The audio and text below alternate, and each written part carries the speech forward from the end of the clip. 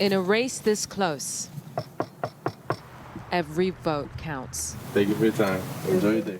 And young Americans are going door to door, canvassing for their candidate. Sometimes it works.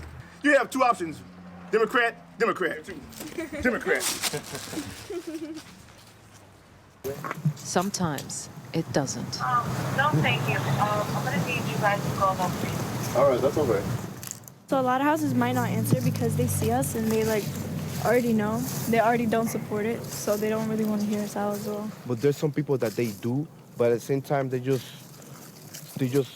don't want to speak about it, because it's personal in some ways. Saginaw, Michigan is a swing county in a swing state, where the preference of president changes from street to street, even house to house. You've got a sign saying Kamala Harris for president right next to a house with signs supporting Donald Trump in a county that's divided and a country that's split over who will become the next president. So who do you guys think is going to win? I genuinely have no idea. It's hard to tell when the polls have been deadlocked for a week now. Yeah, it's really, nobody can say for sure. The one thing I don't see happening is a Trump landslide, but other than that, Trump could narrowly win, Harris could win by a little or a lot.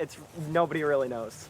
In Saginaw's main university campus, student leaders from the competing political parties are engaged in an election of a lifetime.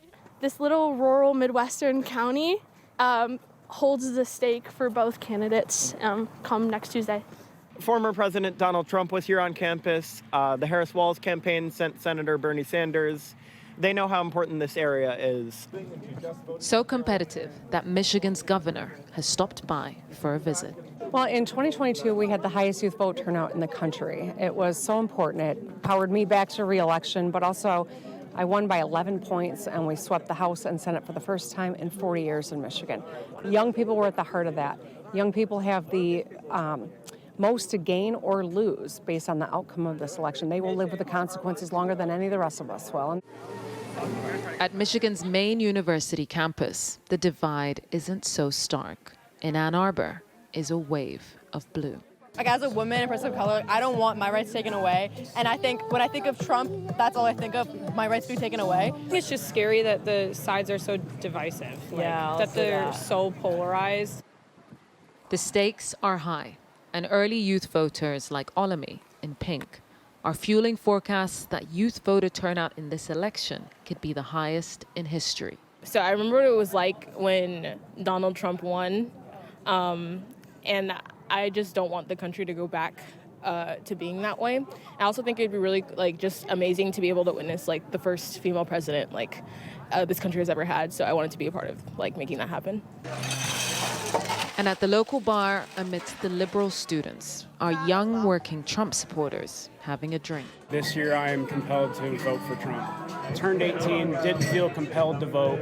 I'm 22 now and I feel compelled to vote because when I was a kid, I remember how things used to be under a Democrat or a Republican, and how things are under either one of them is not the same anymore, and I don't think that the government is what it is.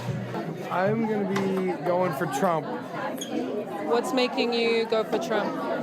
I liked when he was president 4 years ago. I just want to see him finish what he started. But across the table, his best friend is not so sure. This might be the election where I do go to the other side if I do, but I don't know if I'm quite ready yet either at the same time. This election has young Americans adamant to shape their future. Only days from being decided, with no clear shot of who might win. Yousra Elbagir, Sky News, Michigan.